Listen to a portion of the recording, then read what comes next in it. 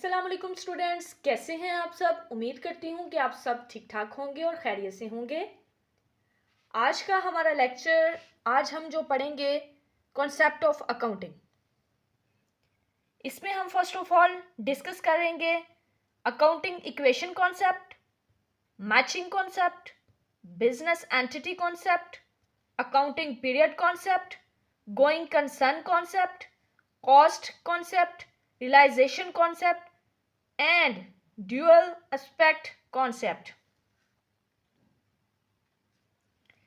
ठीक हो गया।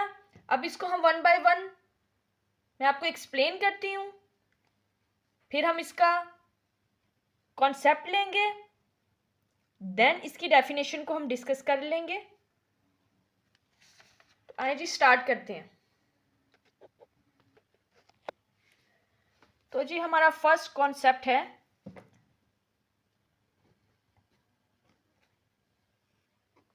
अकाउंटिंग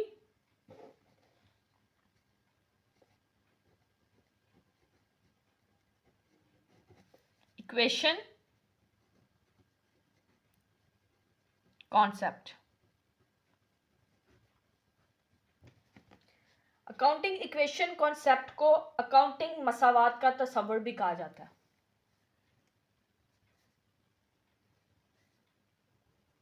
अकाउंटिंग मसावात, मसावी, इक्वल, इक्वालिटी को शो करता है।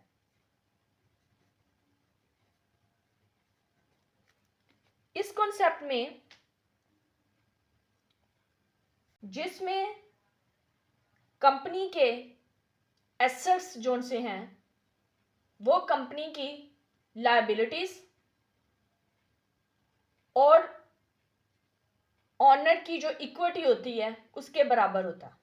ये कॉन्सेप्ट हमें यही बताता है कि कंपनी के एसेट्स इक्वल होते हैं लायबिलिटीज प्लस ऑनर इक्विटी के। हमने प्रीवियस लेक्चर में भी इसको थोड़ा सा डिस्कस किया था इस कॉन्सेप्ट को। तो फर्स्ट ऑफ ऑल तो हम अकाउंटिंग की एक इक्वेशन है उसको मेंशन कर देंगे यहाँ पे कि एसेट्स हमारे जो से होते हैं is equal to liabilities. Liabilities हमारी कंपनी की वाजबात होते हैं जो हमने अदा करने होते हैं, plus honour equity. Honour equity को भी हमने डिस्कस किया था कि कारोबार का मालिक जो भी लायबिलिटीज देने के बाद जो भी असासाजात कंपनी के पास बाकी बचते हैं वो ऑनर इक्विटी कहलाती है। किसी कंपनी के मालिक ने 5 लाख कंपनी के ऊपर इन्वेस्ट किया था, उसमें से 2 लाख रुपया उसने किसी का अदा करना है, उसने कोई उधार पर चीजें खरीदी हैं, तो वो 2 लाख अदा करने के बाद जो 3 लाख बचेगा वो कंपनी के एसेट्स होंगे और ऑनर इक्विटी होगी। सपोज 5 लाख एसेट्स उसने इज इक्वल टू 2 लाख की उसकी लायबिलिटीज है और ये 3 लाख उसकी ऑनर इक्विटी है। अब इसकी मैं आपको एक डेफिनेशन बताती हूँ क्योंकि ये ऑब्जेक्टिव टाइप है और ऑब्जेक्टिव्स में आपको ये कॉन्सेप्ट पूछा जा सकता है। अच्छा, ये इधर मैं आपको लिखवा देती हूँ the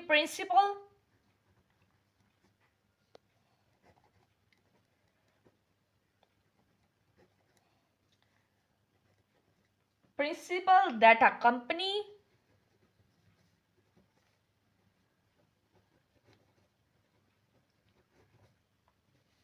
assets are equal to the sum का मतलब टोटल of its liabilities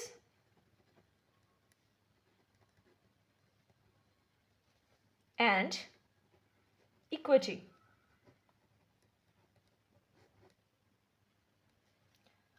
ये हमारा फर्स्ट कॉन्सेप्ट यहाँ पर कंप्लीट हो जाता है। देन हम पढ़ेंगे सेकंड कॉन्सेप्ट। हमारा सेकंड कॉन्सेप्ट था matching concept.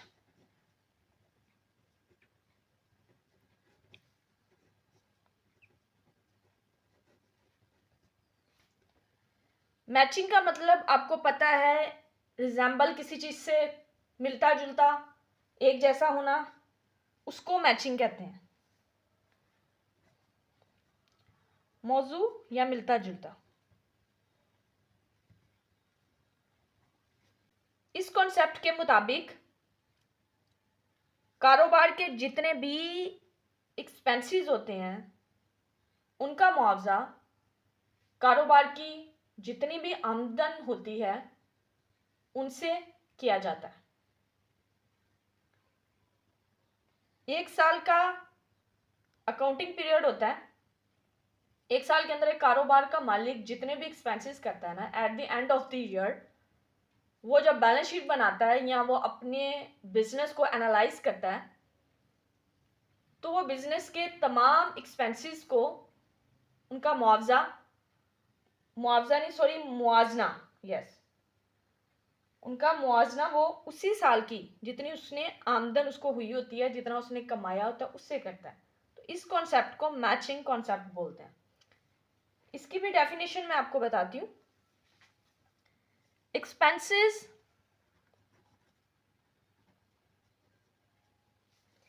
incurred in an accounting year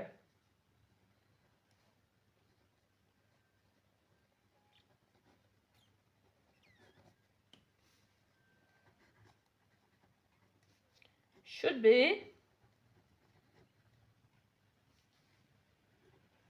matched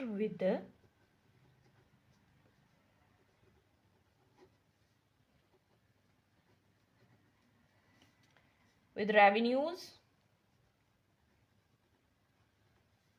incomes, revenue को ही बोलते हैं, recognized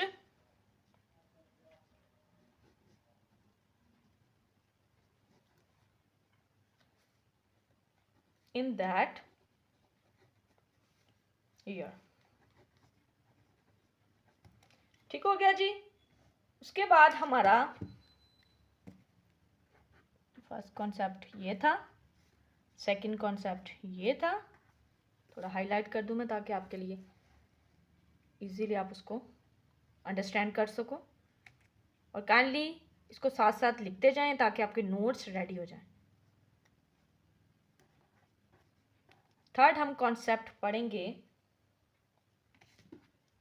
बिजनेस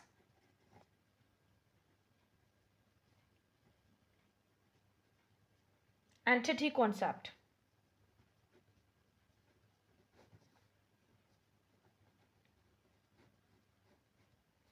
इस कॉन्सेप्ट के मुताबिक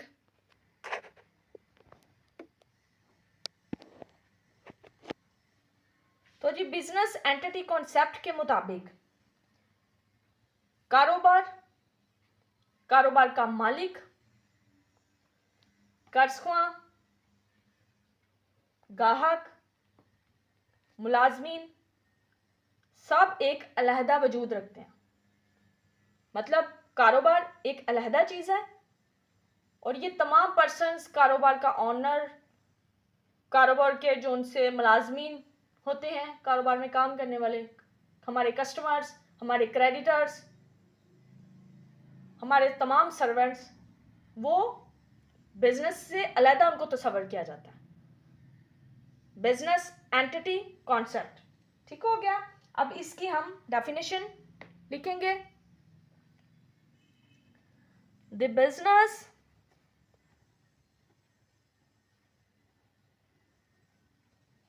entity concept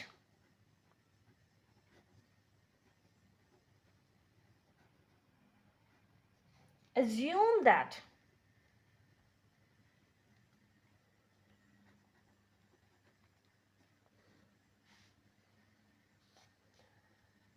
each business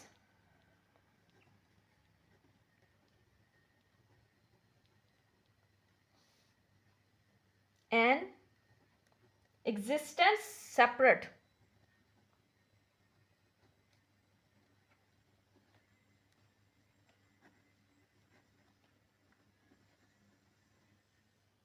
from its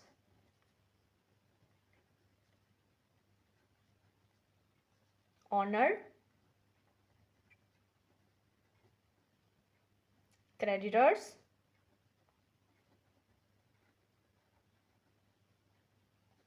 employees,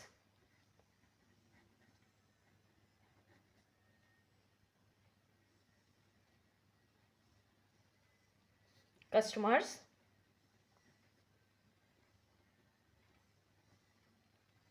and interested parties.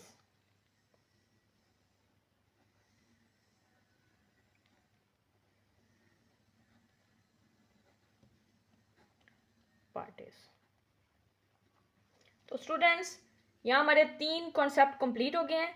इसको काइंडली आप अपने नोट्स के अंदर लिख लें। जहाँ से अगर आपको कुछ रह गया हो तो आप वीडियो को पॉज करके लिख सकते हैं। देन हम 4th अपना कॉन्सेप्ट डिस्कस करते हैं।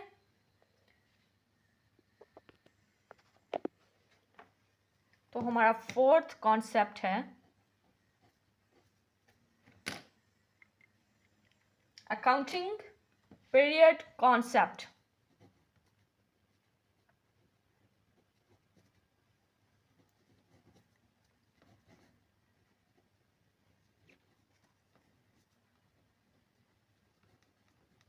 इस कॉन्सेप्ट के मुताबिक कारोबार का जो मालिक होता है ना, आप में से या मैं अगर कोई बिजनेस स्टार्ट करते हैं ना, हमारी ये विश होती है कि हमें ये पता चलता रहे कि हमारा कारोबार किस तरह रन कर रहा है, वो हमें बेनिफिट उससे मिल रहा है या हमें लॉस मिल रहा है। हम सब की विश होती है, कारोबार के ऑनर की यही विश होती है कि जब वो कारोबार अपना स्टार्ट करता है ना, तो उसको या तो मंथली बेसिस के ऊपर या उसको क्वार्टरली बेसिस के ऊपर या सेमी एनुअली बेसिस के ऊपर या एट लीस्ट ईयरली बेसिस के ऊपर उसको पता चले कि मेरा जो बिजनेस है उसकी फाइनेंशियल कंडीशन कैसी जा रही है। तो उस एक कॉन्सेप्ट को अकाउंटिंग पीरियड कॉन्सेप्ट बोलते हैं कि कारोबार का मालिक जिसमें एक टाइम पीरियड रख देता है, या तो वो महीने का टाइम रख देता है या 6 महीने का या 4 महीने का या 12 महीने का, कि उसको कारोबार की हालात का पता चल सके, माली हालात का पता चल सके कि मेरा कारोबार मुझे कितना प्रॉफिट दे रहा है, कितना लॉस दे रहा है, मैंने कितने पैसे कर्जख्वाहों के देने हैं। तो इन तमाम चीज़ों को अकाउंटिंग पीरियड कॉन्सेप्ट बोलते हैं। इसकी हम डेफिनेशन को डिस्कस कर लेते हैं। Accounting is a continuous process of a business.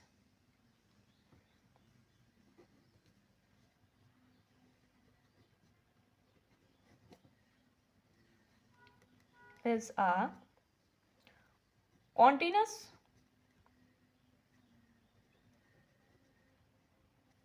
process of a business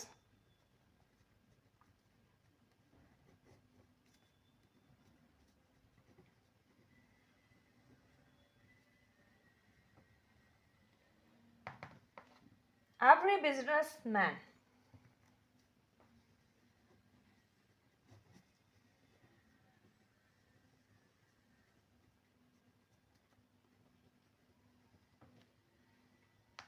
wants to know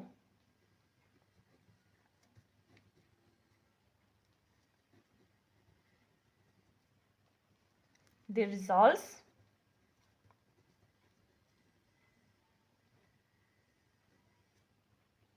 of his investment and efforts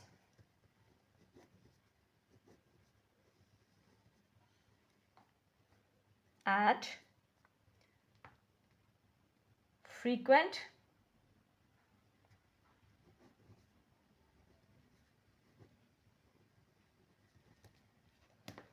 interval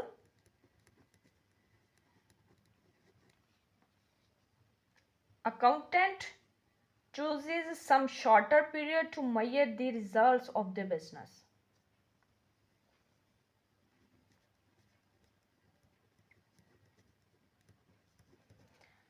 अच्छा, इस मेजरमेंट की गर्ज से ही कारोबार का जो मालिक होता है ना, वो अकाउंटेंट हायर करता है, वो ऑडिटर्स हायर करता है, और जो छोटे लेवल के बिजनेसेस होते हैं उसमें हम क्लर्क्स उनको बोल देते हैं, डाटा एंट्री ऑपरेटर्स वगैरह होते हैं। ये तमाम जो पर्सन्स होते हैं ना, ये हमें बताते हैं कि हमारी बिजनेस है उसकी कंडीशन, फाइनेंशियल कंडीशन क्या है। इंटरवल अकाउंटेंट चूजेस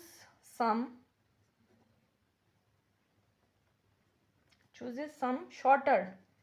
मालिक तो यही चाहता है ना कि कम से कम वक्त के अंदर उसको पता चलता रहे कि उसकी कारोबार उसको फायदा दे रहा है या नुकसान दे रहा है। सम shorter period to measure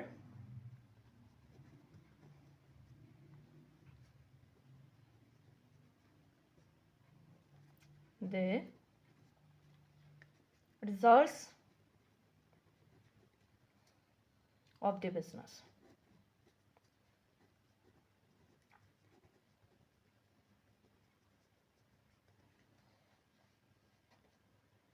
It may be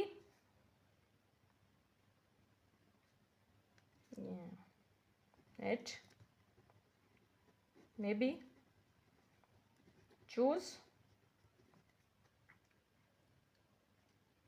the time of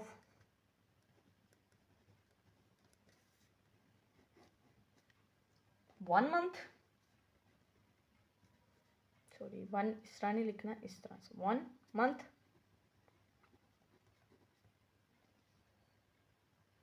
3 months,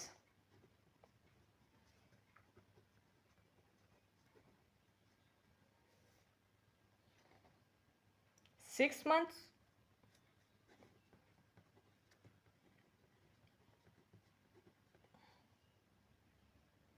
ठीक हो गया।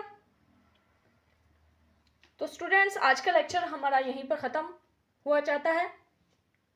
नेक्स्ट इसके कॉन्सेप्ट इंशाल्लाह इसी के पार्ट बी में मैं आपके साथ डिस्कस करूंगी। तो आपने मेरे चैनल को ज़रूर सब्सक्राइब कर लेना है और बेल आइकन को प्रेस कर लेना है ताकि मेरी जो वीडियोज़ आती हैं उसका नोटिफिकेशन आपको मिल सके। वीडियो को ज़रूर लाइक करना है और मुझे अच्छे अच्छे कमेंट्स देने हैं। अगर आपको किसी चीज़ की समझ नहीं लगी या कोई चीज़ आप समझना चाहते हैं तो मुझे कमेंट कर सकते हैं आप।